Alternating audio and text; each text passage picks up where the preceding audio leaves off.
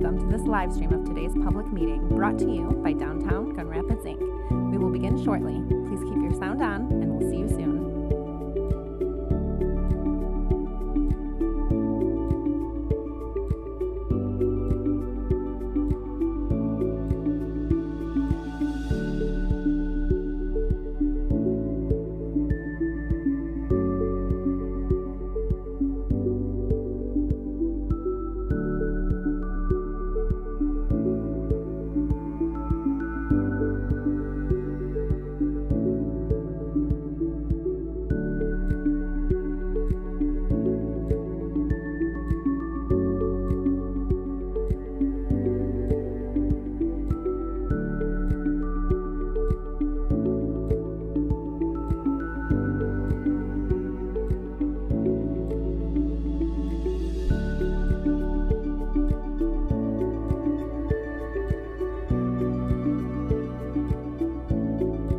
Hello, and welcome to this live stream of today's public meeting brought to you by Downtown Gun Rapids, Inc. We will begin shortly. Please keep your sound on, and we'll see you soon.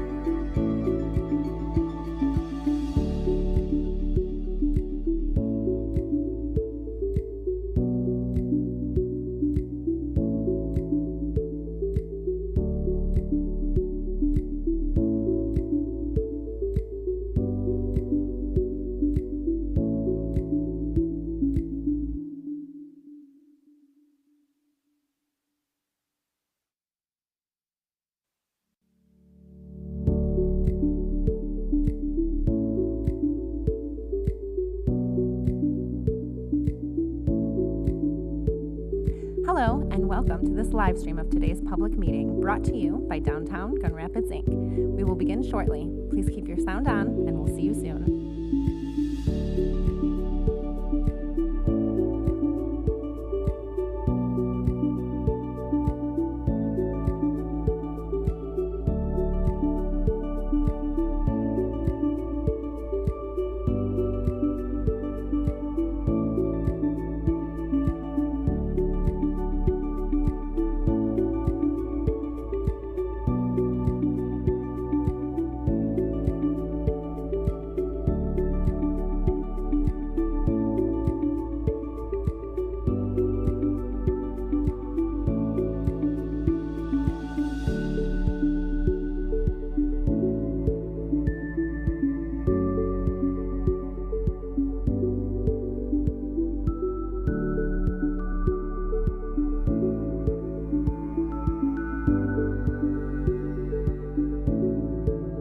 Hello, and welcome to this live stream of today's public meeting brought to you by Downtown Gun Rapids, Inc. We will begin shortly. Please keep your sound on, and we'll see you soon.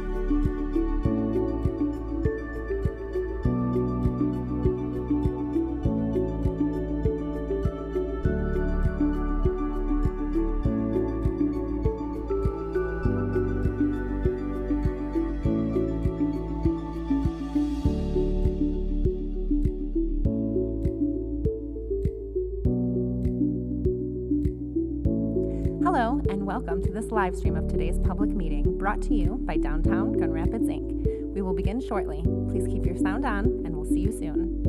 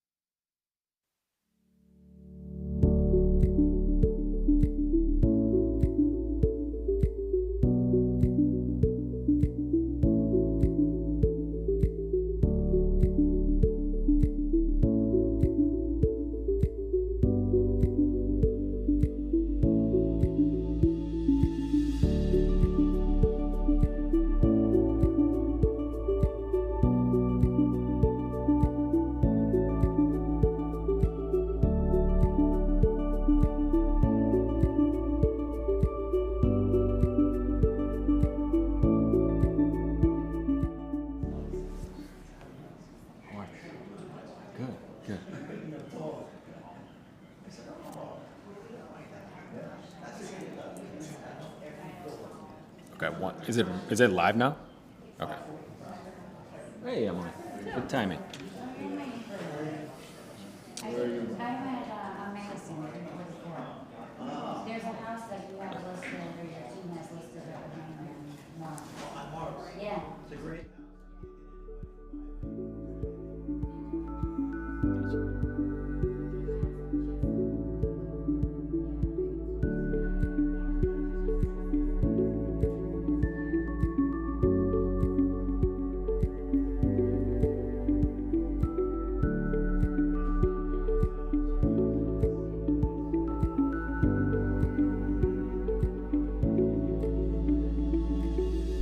Good. How are you? We're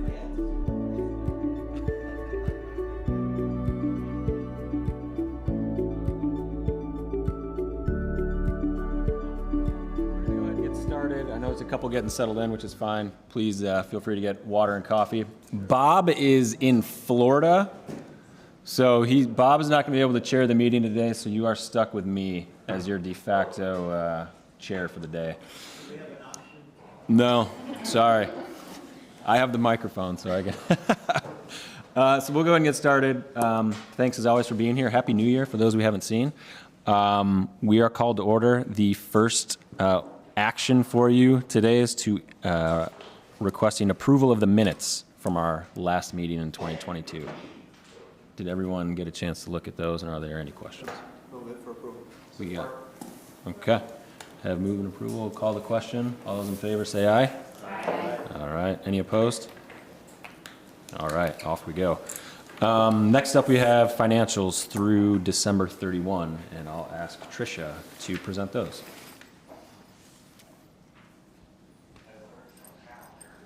Good afternoon. Before you are your statements as of December 31, 2022, so halfway through this fiscal year. You can see that we are currently in a pretty good cash position in both funds, waiting on some receivables still to come in. On the income statement, you can see that we are 34% of the way through the year in the district-wide fund, 27% of the way in the snowmelt fund. So certainly still have budgeted appropriations left to spend throughout the rest of the year. I'm happy to take any questions if anybody has any. Otherwise, I would just ask for approval for Statement C, your list of expenditures from September through December. Can I ask a question? Yeah, please. Real quick. Did we collapse the snow melt into one operating? Do we, all three districts are Yep. now? Okay. Yeah, we did that in our last That's what I thought. reauthorization plan. Okay. Yep. Okay.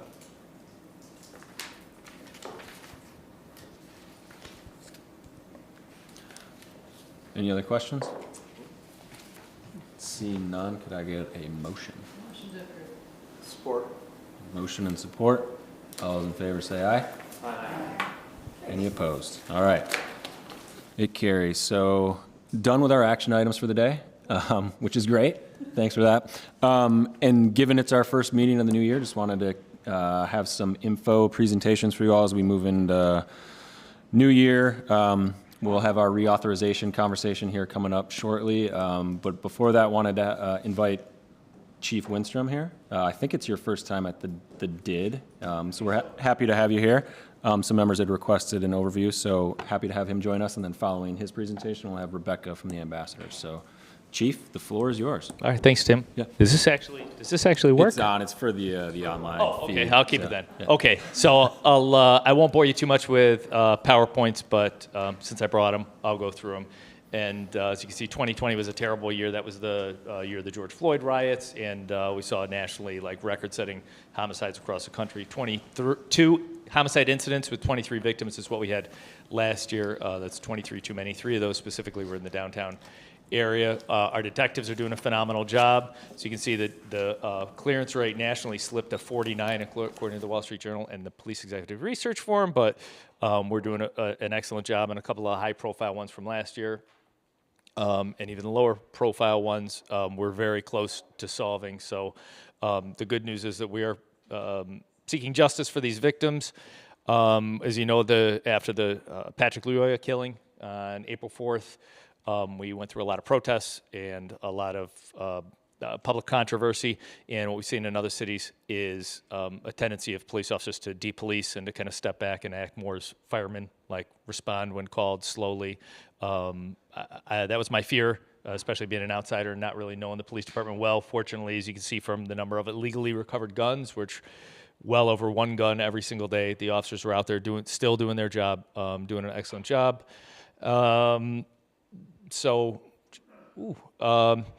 Ag assaults, which are things other than murders, but threatening with a weapon or fights or things like that, as you can see, down a tiny bit from 2021, still far too high. Motor vehicle thefts, astronomically high.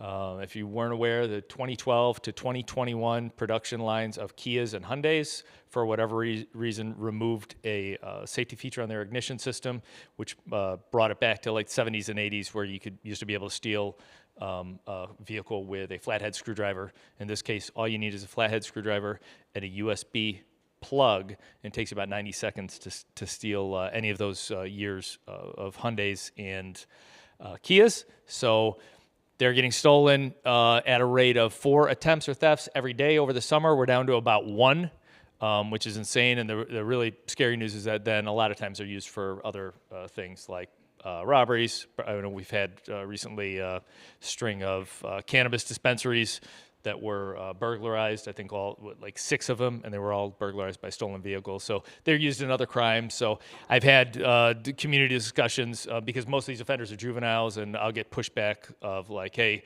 why is this a priority? Because this is a nonviolent crime. Well, number one, you're stealing somebody's livelihood, often, somebody that might be working two jobs, and now you took their car. So yes, we do care about victims. And number two, just because they're a 14 and 15-year-old doesn't mean they shouldn't be held accountable, and they are being used for the theft of a motor vehicle in itself is a nonviolent sort of crime because it's not violent to do something to a car, but then oftentimes we see they're used in violent crimes or other crimes. Burglaries are one of the bright points in the city, down again, high in 2020. A lot of that, though, is a result of a lot of vacant businesses during the pandemic.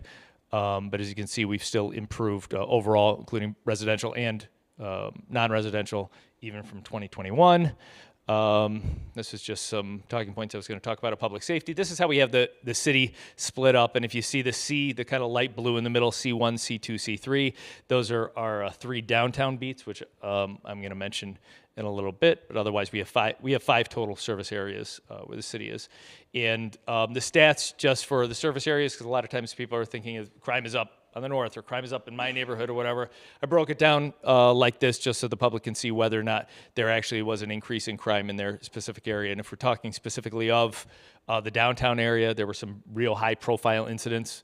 The Blue Bridge, the shooting on Cesar E. Chavez of the Woods, each of those had 4 individuals shot. 4 individuals shot outside ambiance, with 1 murder included.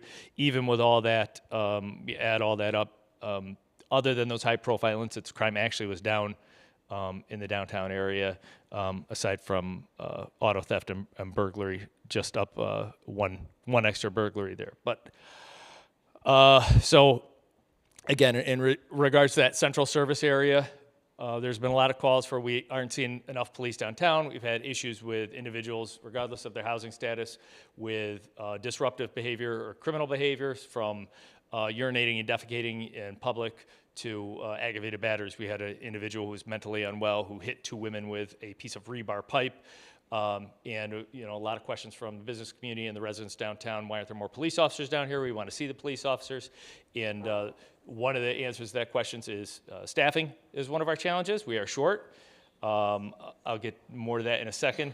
But as we did our own review and we saw there really was something missing downtown, so we did a couple things. Like over the holidays, we had the horses out here, which is great for community relations too. The sheriff sent some horses down, so we had our mounted unit down here.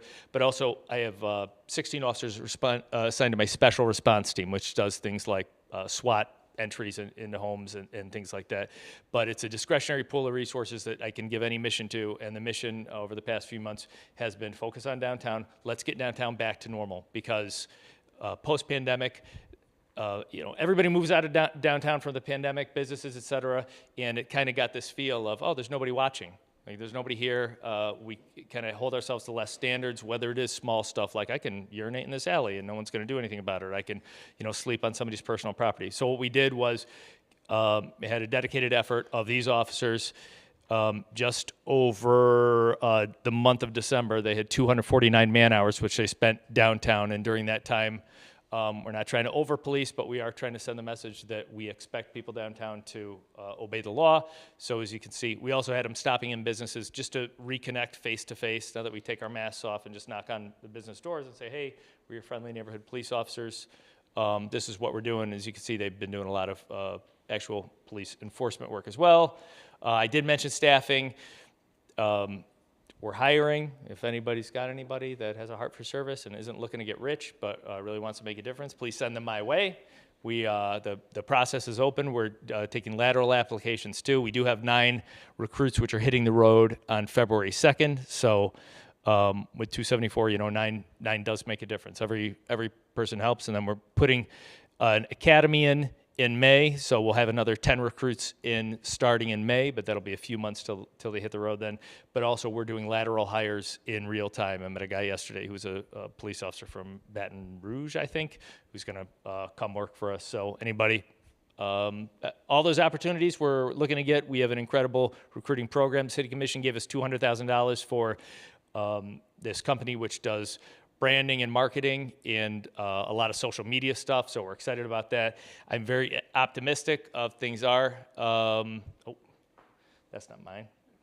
So before I take questions, 2 other things going on, especially with downtown. We have a homeless outreach team, which I'm sure all of you guys are familiar with, and it's started during the pandemic as a way to reach people who weren't necessarily watching the news every day. They didn't have cable, so we wanted to make sure that the information about the pandemic was out there for them. So the homeless outreach team started. It was a combination of police officers, firefighters, Network 180, social workers, and recovery coaches. And the deal is, what we found from the police side over time is that our role can be diminished because we are not, the homeless outreach team isn't out there to arrest unhoused individuals. They're just out there to make the connections and make sure that services are being provided or offered to individuals. So we had 4 full-time individuals assigned to that, and from a police management point of view, I saw 4 people with guns and handcuffs that did not necessarily need to be there. So over the past couple of weeks, working with the fire department, working with the city, we're pulling back from the homeless outreach team. We are there for them anytime they need us. If they're going into an encampment, if they see some sort of safety situation where they want an armed police officer with them, we will be there for them. However, those 4 individuals are going to go back on the road, specifically in the downtown area, so that we have more of a police presence downtown doing actual police work than just outreach, which I'm not saying the outreach is not important. It is, but we train our police officers. It's expensive. The whole uniform, everything's expensive about a police officer. There's a lot of liability involved. We want to make sure they're using them in a way that's most beneficial to the community, and that was my decision.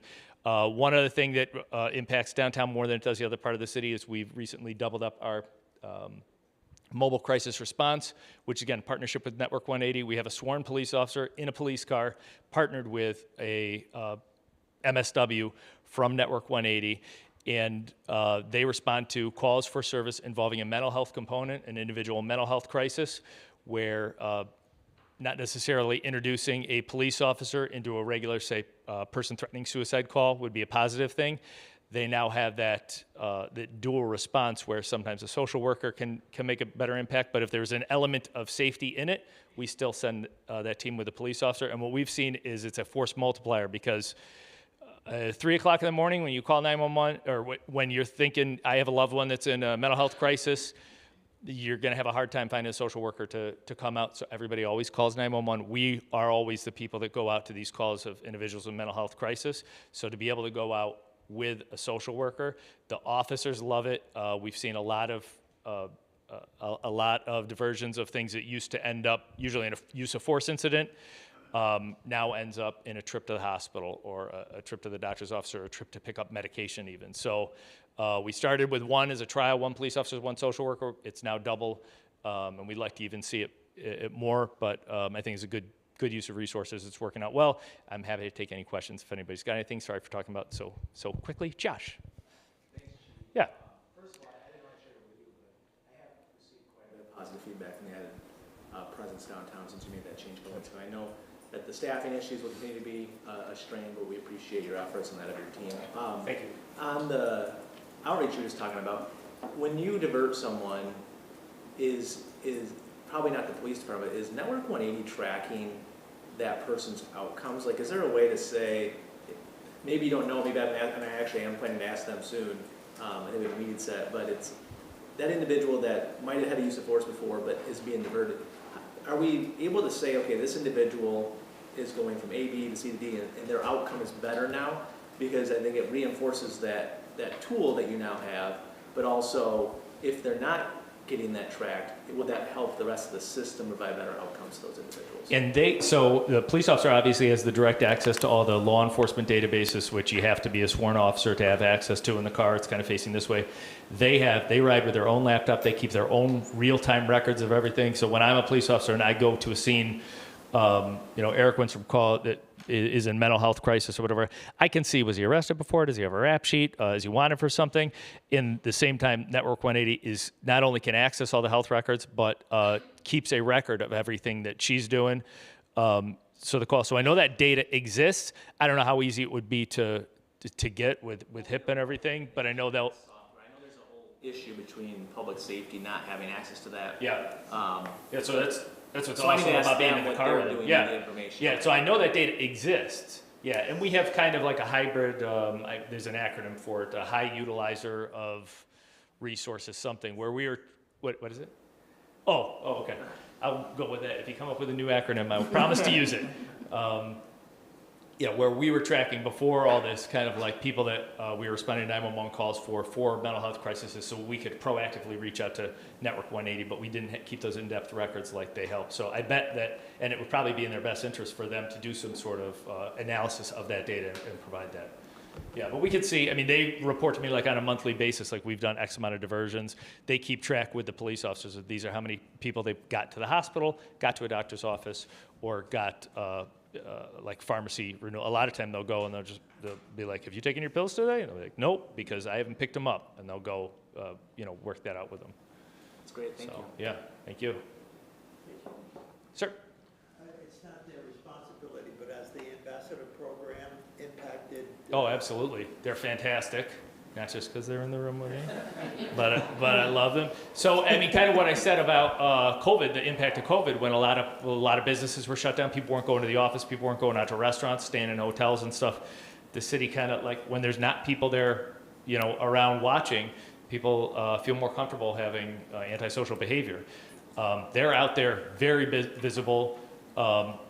Whether they're just literally walking down Monroe Center to see them, they're a presence, a calming presence. And I know, I talked to one business owner who had an issue with an unhoused individual who came in and started smoking in her restaurant and whatever. And she called police and they said, yeah, we're on the way. And the ambassadors, she called the ambassadors too, and they showed up, and the guy's like, well, I better leave here. So just another adult presence there is sometimes all it takes for somebody to be like, maybe I'm not going to do this antisocial behavior. And they're fantastic. We love seeing them out there.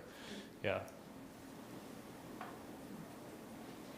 Do you have times of the local crisis response unit is out, or? So right now, it was sporadic because there was only literally one team, and they only work 40 hours a week. Now that we have 80 hours a week, so we have, more, obviously more covered, maybe not 80 total hours a week because they overlap a little, but, oh boy, I do have times, but it's mostly daylight. It's mostly daytime hours. We track when the most mental health crisis calls come in, and that's when they're working. I think it's like 8 to 6 or something. Yeah, and I'd love to get it 24/7, but they can adjust their hours too if there's some need or something going on, but. If you call 911 or call the dispatch center, they're either there or, they're not there. And if not, a trained police officer, because we do, but eventually we'll have all our police officers trained in crisis intervention training, which is better than nothing. It's a great training. It's a 40-hour training, and it teaches great de-escalation skills and talking to individuals in mental health crisis, but it's not as much training as an actual social worker gets, so, yeah. Could we request that unit, or does it just automatically get sent out as You can request specifically, and they might. I mean, if you request it, but they'll either say like they're not there. If you make a request and say, hey, I see somebody in some mental health crisis, if they're working, they will be the ones dispatched. Yeah, that'll happen automatically. Nothing else. This is an easy one. Questions? I was going to ask one Anybody other want to question. yell at me about anything? On the Just to make me feel at home. On the SRT deployment, there was obviously a lot of focus in the central area through the time period you have up there. Is that something you foresee staying the same, changing? How do you evaluate? So during the winter hours, we can do it. So here's what else SRT does. They are my SWAT team as well. And so, for instance, the Eli, the canine that got stabbed 8 times, he was working with the SRT team. And when we have an actual critical incident of a barricaded subject, I'm trying to think of the last one we had was probably a domestic barricaded subject. That whole team, they work as a team. They're there. And they have that job to do, so I'll pull them off. Again, too, they're really my only discretionary resource, and by that I mean I can switch their hours to whatever. Everybody's in a union that works for me pretty much, but this is one team that's agreed. Any mission, any condition is that's their motto. And if I say I need you guys to be at work at 3 a.m. Sunday or some holiday, they're there. That's what they've agreed to. So they're my one group of discretionary resources. So if there's something else going on in the city, God forbid we have a summer like we did last summer where we had 11 murders June and July. Those were all in the south and east service area. I would call upon them. This summer we had issues at Ambiance Club downtown on Pearl Street, actually right close by, and I had to utilize the SRT to work specifically on that. So anything hotspot pulls up, the officers do a great job out there, the beat officers, but we have the whole city to cover. And so when something's going on, having said that though, I don't want to let downtown get to the point where they're like, hey, where'd all the police go? So on a regular basis, I mean, this was like a shock and awe campaign where we're just going to keep, there's going to be cops there all the time where people are sick of seeing police officers walking around. We're going to make sure that it doesn't get to the point where, the cops started coming here. Like on a regular basis, it's going to be a dedicated downtown day where they come and they, we don't want people in the park even for small things, in the park after dark, things like that. Right. Or whatever time parks close here. They should probably know that. Comment. For this group and for others that you engage with, I would just really encourage you to be engaged with GRPD. They've been very gracious and open. I think the more I serve on the police chief's advisory team, and the more I have become knowledgeable about the department and how it operates, it's just incredibly eye-opening to understand recruitment, some of the challenges they face, facing communication challenges with the community and with others. So I think the more that we can learn and support, I think that can only help along the way. Had an opportunity to even go through a simulator exercise where I very quickly realized that there's a reason I'm not in law enforcement. And so any ways that there are to engage would certainly encourage this group and others to reach out. Hey, Yeah, appreciate you. hey, Chief, sorry, one quick one. On recruiting, I think nationally, you can read about it in the national news. It's tough out there recruiting. Are there any unique channels, anything that you guys have found, rhyme or reasons, other than, hey, let's not have a big national news event?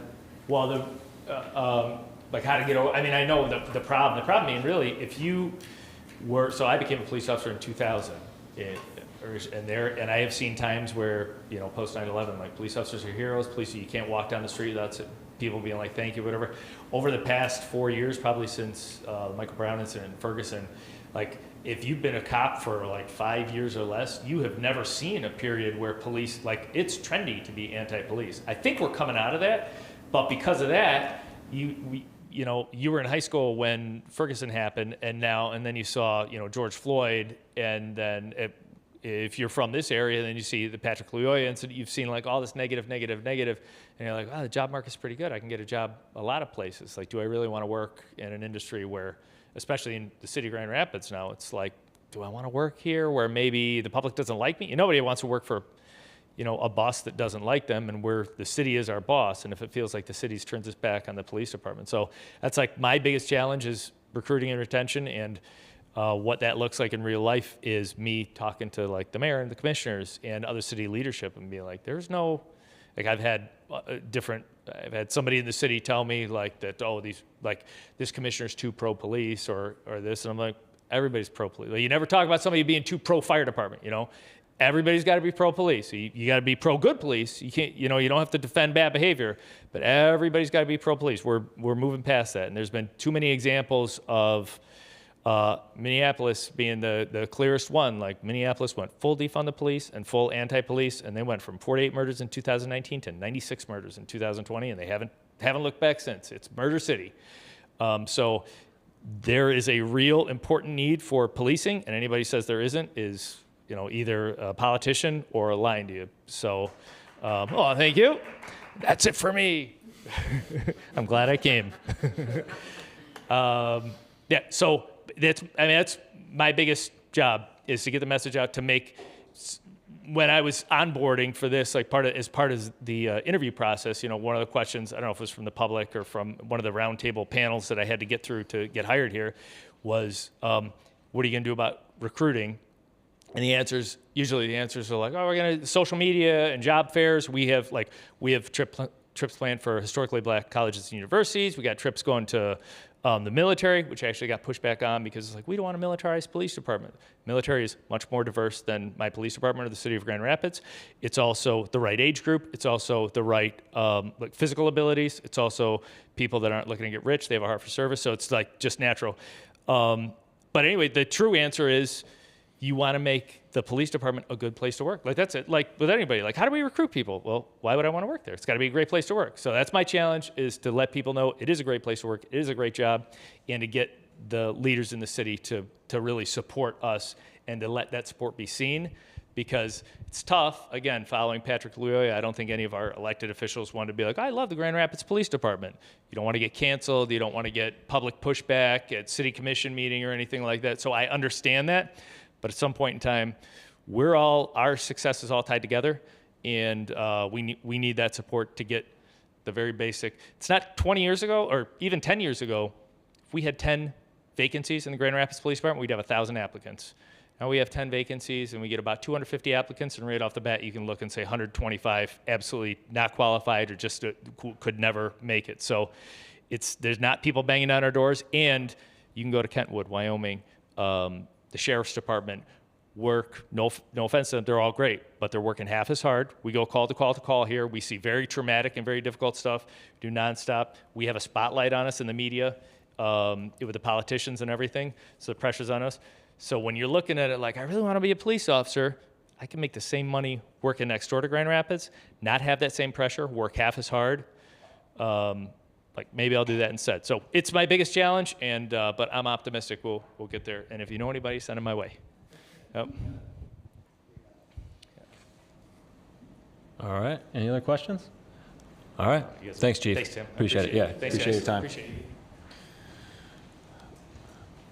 All right. Rebecca, you're up. Thank you. How's everyone doing? Hello. Great. Excuse me. Cool, so I'm just gonna flip through here, show some pictures, talk about some statistics, some things that we accomplished in 2022. If you have any questions, feel free to stop me. So I always like to show pictures of our team having fun, because it can be a really tough and really gross job, but it was a really enjoyable time. Get to meet a lot of people and participate in a lot of events. And of course, we changed our uniforms to this bright orange this past year, so we're much more noticeable these days. So a couple of things that we accomplished.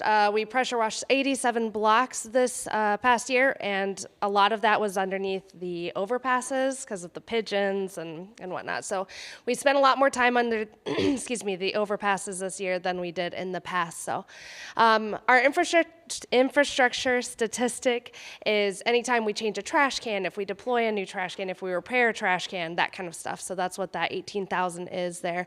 The trash equals out to about 434,000 pounds, 17,000 trash bags that we took care of this past year. So that's a lot. For our horticulture team, McCandy, our landscape providers, provided 45,000 plantings this past year. And for winter, they do 10,000 branches, boughs, and pine cones. I just thought that was kind of an interesting statistic to have. So we did water 10,000 pots and planters this past year, as well as removing, how many weeds we removed? 190,000 weeds, give or take. So we're out there. We did also add some new equipment this year that's going to help us get to small areas a little bit easier. We can get to some big messes quicker as well. So we have a small pressure washer that we added that can be hooked up to a water hose. It can be dropped into a bucket and used to just spray off small stains. And then we have a little vacuum blower. It's a blower, and then you transfer it to a vacuum so you can blow the leaves into a pile and suck them up. And we can put those in our rolling trash cans and get people out there hitting curb lines a little bit more often. We cleaned the loo this year over 1,000 times. We try to get to it at least 5 times a day, and then of course whenever someone calls us, so our outdoor restroom that's at Weston Division should always be beautiful. I want to be able to come downtown and bring my children and use that restroom, so that's my mindset when we're out there cleaning it. So we did pick up 3,931 biohazards. That is inclusive of human waste as well as dog waste and needles and other things like that. For snow removal, we did 16,000 snow removals, so that was at the beginning of the year, of course, and then at the end we had quite a bit of snow near Christmas time. So that's meters, kiosks, fire hydrants, bus stops, crosswalks, bike parking, and all of the above. And then we of course take care of the sidewalk around the dog parks. We take care of that bus stop, the Zikla that's out on Fulton Street and Sheldon. Yeah, and then help World of Winter. We helped World of Winter with snow removal last year as well, so people could access the art. This past year, we hosted 4 Grow 1,000 youth. We have been doing that program for the past 3 years, and one of our people has returned for a 3rd year, so I look forward to hosting her again this year, hopefully. But we just utilize these youth to help us with small projects, so helping us clean curb lines and remove weeds, and it's really fun. It's really enjoyable to see them learning something new and kind of stepping outside of their comfort zone. So we also collaborated with the Public Museum High School to clean South Division. We've done this for a couple of years now. This past year we hit it twice, and this year we actually have 3 planned times we're going to take these 9th graders out to clean South Division with us. We provide them with all of the equipment and then help them along the way. We've already accomplished one of those 3 cleanings for the first quarter of 23. Of course, we assist DGRI with several events like World of Winter, the first annual Return to the River, and again, we have a lot of fun. So I have one of my ambassadors who is getting dipped. I don't know if anybody got that done at the Return to the River. It was a really great event. In 2022, we provided over 1,700 mobility assistance. So that is when we're providing a jump to a vehicle, we're doing a change, a tire change, if we're going to walk you to your destination, carrying an umbrella for you. That's what our mobility assistance is. And then we also did 9,813 business contacts this past year, which is 4 times more than we did in 2021. So I think that's really amazing. Just go to the business, get to know who they are, so we can help pedestrians along the way, make sure they know where to get a charger for their phone or a great burger. In 2022, we did open 1,800 maintenance requests, and over the course of the year, we close out 1,600 of them. So I think that's really big. We put in maintenance requests for things that are broken, damaged, need to be replaced. A lot of those come to us, so it's stuff that we can handle, but a lot of it also goes to the city, the Rapid, MDOT, and so on. We also removed 3,415 pieces of graffiti, and we updated 55 of our trash cans downtown to the new style, which is inclusive of all of Monroe Center. We're actually able to take those existing trash cans, move them to other locations, so we just have more trash cans all over downtown, including all of the bus stops, which is our next big goal. Make sure we have a trash can at every bus stop within the DID. 2022, we hired our resident engagement ambassador. We welcomed Jamie to the team. She actually worked for Heartside Ministries. She started the GED program there, so some of you may actually even know her. She is now one of our resident engagement ambassadors, and then we moved Tevin, who has been with us for over 2 years. He was a team leader for a stint. He is now working on that role as well. We created statistics and reporting specifically for the resident engagement position to track engagements with residents, and we have 64 of those tracked so far. and as we kind of develop what that looks like, what we're trying to track, our goals and outcomes, hopefully we'll see more of that. So overall, we had almost 60,000 engagements with individuals downtown, and we provided 79,000 pieces of information, 12,000 directions to other places downtown. We made 57 calls to GRPD, AMR, fire department. We made 69 calls to the HOT team. So we've been working really closely with the HOT team to, we provide information to them, they give information to us, just to help each other out, and we give them a call whenever it's something that maybe we just can't handle. It's a little bit more dangerous, or the person that we've built these relationships with, just they're not responding to us, so we'll give a call to the HOT team if we need to. So that is it for the slides. Any questions so far? Emily, yeah, go ahead. Yes. So yeah, I was noting your calls to the HOT team were up this last year pretty significantly. Is that because just of a change in relationship a little bit, and the other one that was a pretty significant bump was the business contact number jumped pretty dramatically. So I was wondering if you could. Yeah, for sure. I definitely think our relationship with the HOT team is stronger than it was previously, so I think that's probably why. We understand a little bit more how they can help us, and they have also developed new goals for themselves as well, which I think align with ours. So I think that just a better relationship is probably one of the biggest reasons, for sure.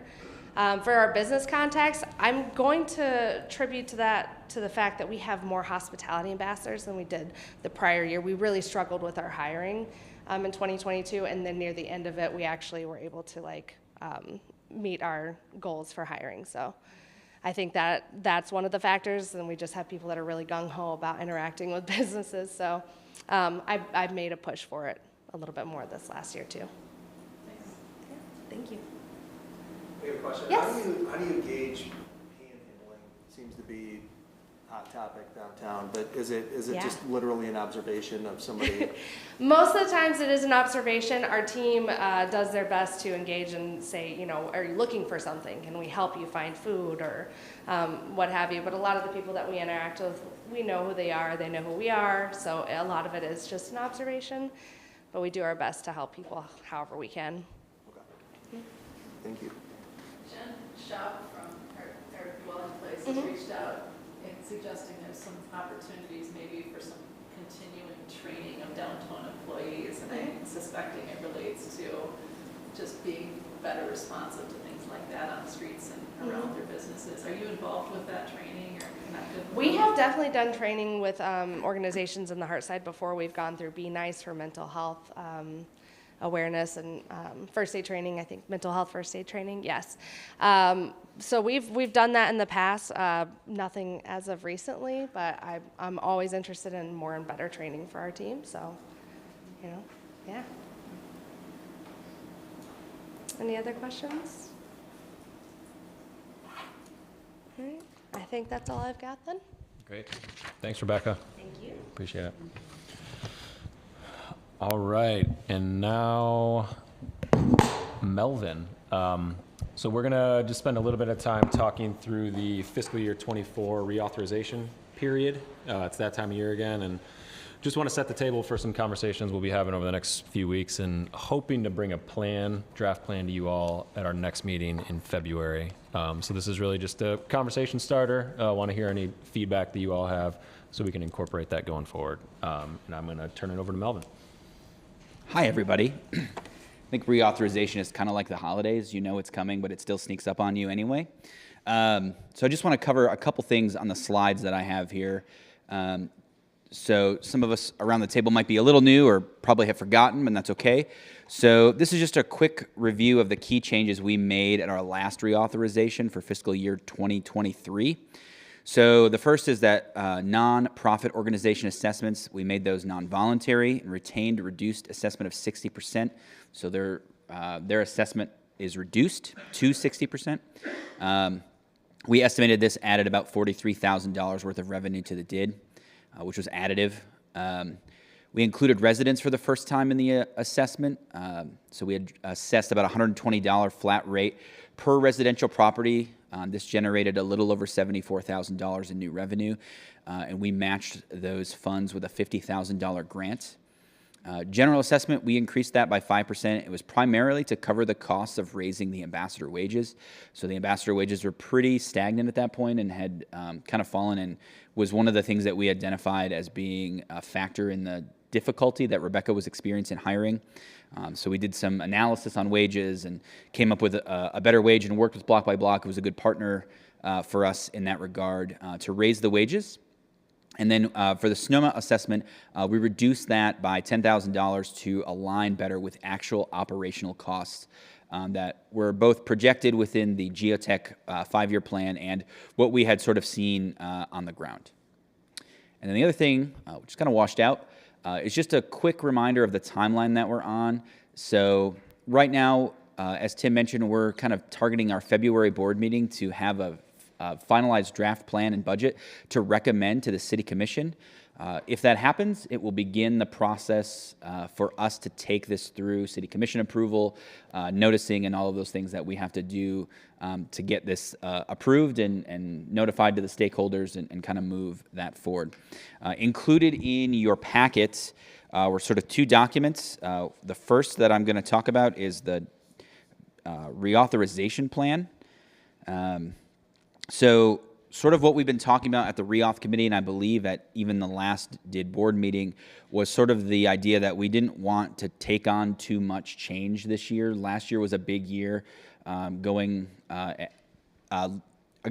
the residents in the assessment and changing the nonprofit assessment. And so that there wasn't a lot of appetite, or doesn't seem to be a lot of appetite, for changing things like the boundaries or adding services or modifying those in any significant way. So the biggest change that we're looking at in terms of the plan is to go from a single-year reauthorization to a multi-year authorization. So the last two reauthorizations that we've done have been single-year reauthorizations. And one of the things that we sort of looked at one of the first reauth committees was sort of the staff lift that requires for us to take this through the reauthorization process. Obviously, there's work at the board level. We have to form the reauthorization committee, and there's a lot of homework that our team has to do sort of in between all of these meetings to put these plans and budgets together, and then all the work that we have to do to take them through the city commission process. So like I said, the plan isn't really calling for any significant changes, nothing to the boundary. The one thing we are sort of waiting to look at is the survey that we send out annually to all of our stakeholders. So we sent a survey out to all the residents within the DID and pretty much got a return that we sort of expected. They wanted to see a greater focus on safety-related things, and that sort of culminated with the addition of the 2 residential ambassadors that Rebecca spoke about. So that's what the residents are spending the assessment and the grant money on for this current fiscal year. And so we'll see what those survey results look like, and we'll probably assess those at the next reauthorization committee. But historically, those survey results haven't yielded anything real significant. Most folks are pretty happy with the clean and safe focus that the DID has provided, and want to continue to see things like the ambassador services, business marketing, and flower plantings continue. So generally, there's not a big appetite for changing the services, and the boundaries kind of fluctuate depending on who you ask and where they are. Sometimes people outside the DID would like the DID to expand. Sometimes people within the DID doesn't think the DID should expand. So we kind of look at all of that and sort of weigh it and try to understand where we think the improvement district needs to be. Any questions about the plan before I move on to the sort of early draft budget we have? Is there a proposal for the number of years that it would be reauthorized? Oh yeah, that's a good question. So right now we were looking at like a 3-year plan. So basically cover fiscal years 24, 25, and 26, at which point we would have to reauthorize the DID again. We've done 3-year plans in the past and 5-year plans in the past, and I think the general consensus around the reauthorization committee, at least last year when we discussed the multi-year, was that 5 years is a lot to forecast, and it can be really hard. It's difficult now to see 3 years into the future. None of us saw COVID coming. Who knows what lies around the corner next? So 5 years just seems like a really long time to try to forecast out and understand the conditions in downtown. 3 years is probably the sweet spot. The caveat to that is we can reauthorize anytime we want to. So if, we forecast a 3-year plan and decide in year 2 that things have changed significantly enough that we need to change the boundaries or adjust service models, we can certainly start the reauthorization process to do that. That's a good question. One other thing just to add on that is we also have to do a budget annually. Yes. That the city commission has to approve. So we can do a 3-year forecast plan if things are changing and we feel like we need to adjust the budget down for whatever reason, we can always do that. Going up is a little trickier, and we do have to go back through the process, but we would always have the ability, and you all would have to approve the annual budget and recommend it to the city commission. So that's another thing to keep in mind.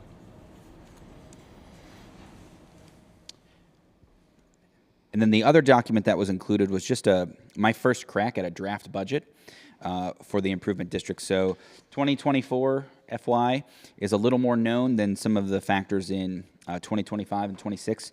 So just kind of wanted to take you through some of the thought processes I had behind why I constructed the budget the way that we did. We'll open it up to discussion. This has already been presented to the reauth committee, so I've gotten their feedback. Bob, who's not here today, also has weighed in, if you're wondering if he's seen it. So he and I met earlier this week to talk about the budget. I've got his feedback as well. The hope is to gather your feedback today, take all of that feedback, put it into an updated draft version of the budget that the reauth committee will once again review, will fine-tune and tweak, and will include it in the plan, which will ultimately come to you in February. So just a quick rundown of some of the changes in the budget. So right now, the budget is built on a 5% bottom line increase. That's a slight change from the way we've done it in the past. So we typically do a 5% on the assessment revenue. If you're wondering why I did that, is because I forgot that's how we did it. So I did it a little differently this year. I'll go back and adjust the percentages based on the assessment, not the final. So that's one thing that will be changing.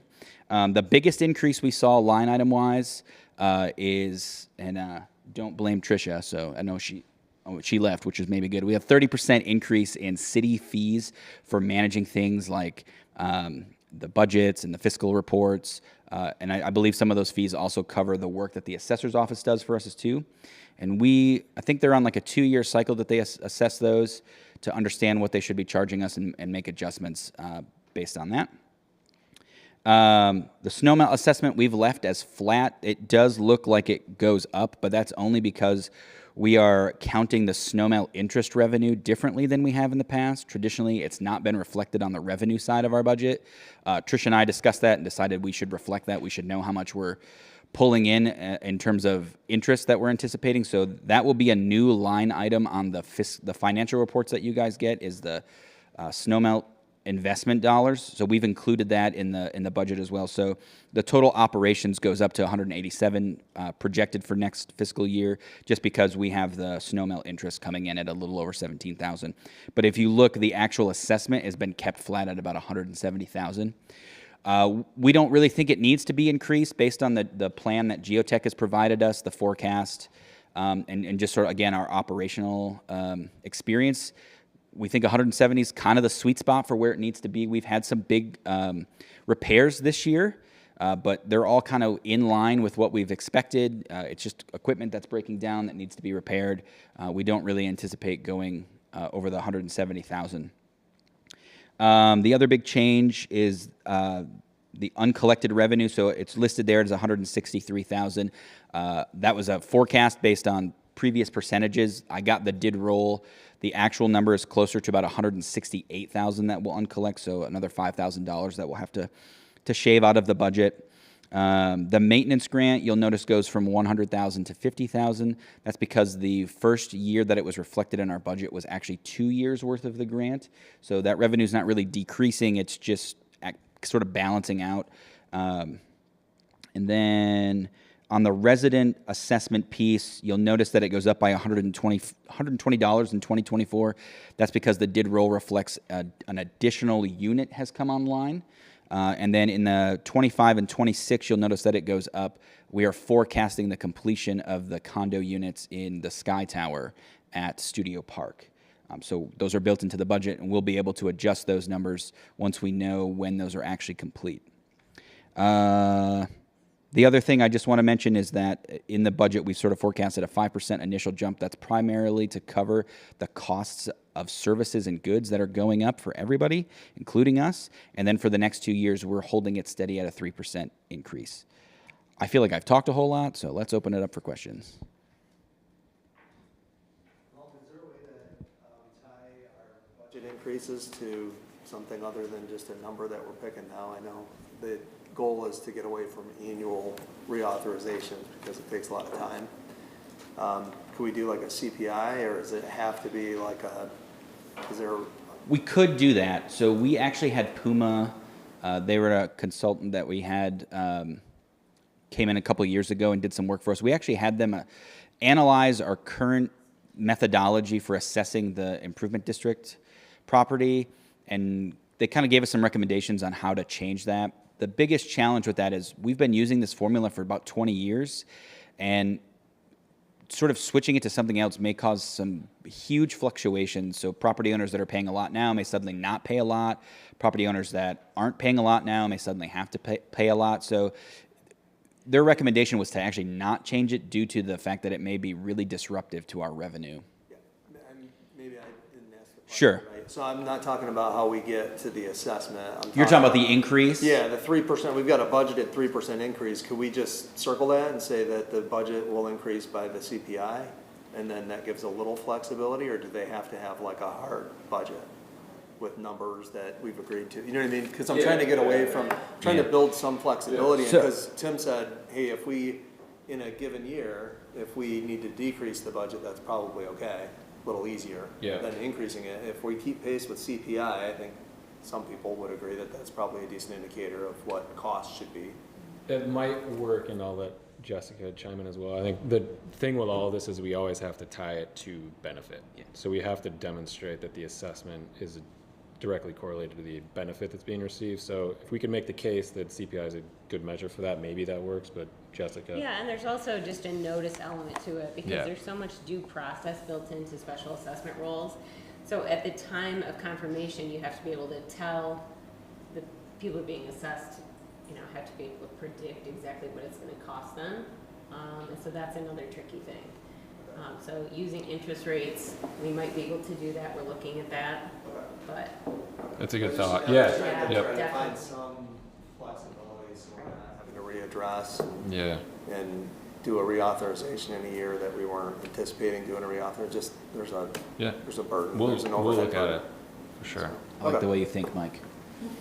I get it. I was on one of the reauthorization committees before. It's extra work. I mean, even for the little amount that I participated in that extra process. So if we could streamline it, I think it would be beneficial a little bit. So go ahead. To that reauthorization timeline question, you mentioned that you could jump ahead of, if it's reauthorized for a block of years, you could jump ahead of that if there's a need. What is the reason that you would aim for a 5-year reauthorization with sort of a smaller committee looking at it year 2 and 3 to say, is there a need to go through the full process at one of these 2 junctures or wait till the end? Do you find that having a 1-year, 2-year, or 3-year actually forces a creativity that's important of sort of rethinking the parameters of the DID, and you would worry that there's going to be coasting on assumptions? That it's helpful to have that push every 3 years, or anyway. And Melvin, jump in, but I think it's historically, I think we would have liked to keep it with a multi-year plan, but given the amount of turmoil that was going on, no one was really up for it. Had an appetite for that, I think it helps for a lot of reasons to do a multi-year. I think it helps us approach it with a finer point at this time of year, but again, I think we just need to be adaptive and responding to what's going on the ground.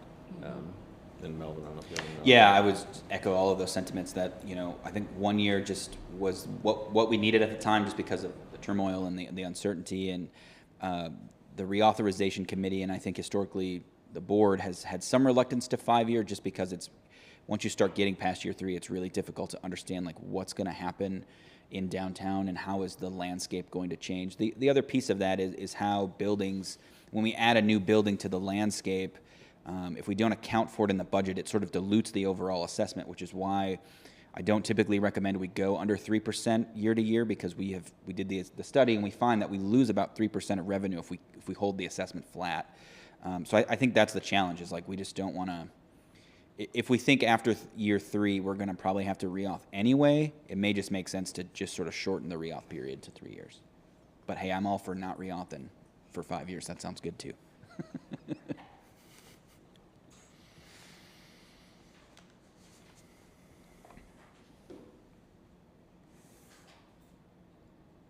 All right, I don't see any thoughts comments or or questions on this? I know it's a lot of in the weeds, and you'll get another look at it and crack at it after the reauth committee spends a little more time with it. But yeah, I guess if no other questions now, no worries. And if you leave here, let us know if anything comes to mind, and then we'll just keep you posted as we move along.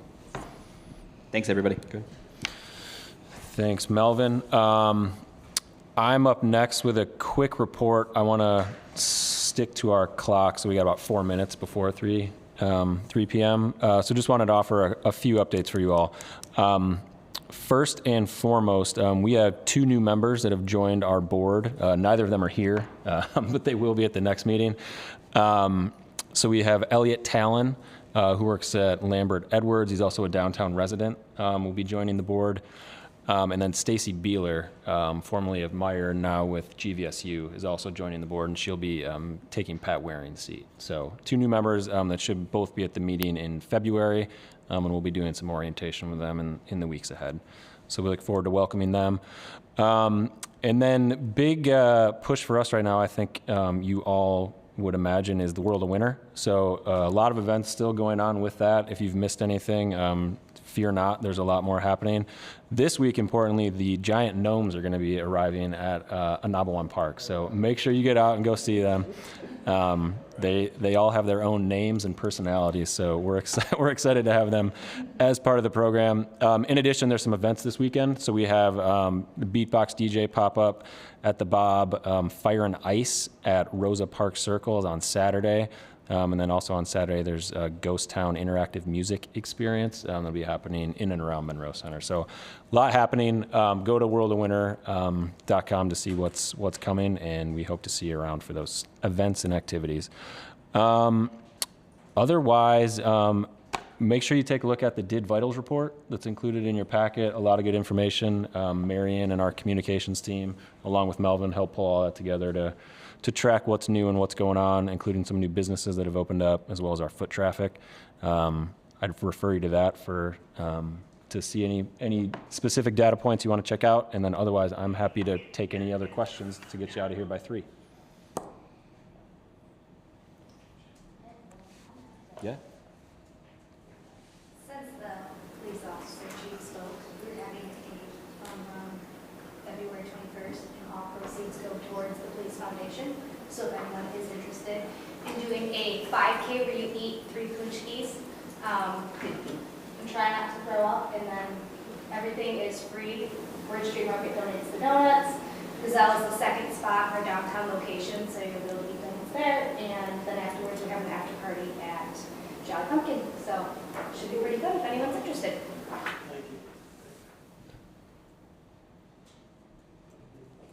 Thank you, Jess. Anyone else? Comments, questions from the board? Seeing none, I will move to public comment. This is the time for public comment if anyone wants to speak. No? Seeing none. All right, we are adjourned at 2:59. Thanks, everyone. Just Run a tight meeting. nice, that was Yeah. excellent. Just got some feedback from Mark Middleton, so someone was to bump him to review the MOU. So Good. here's what he says. Hopefully he didn't mark it.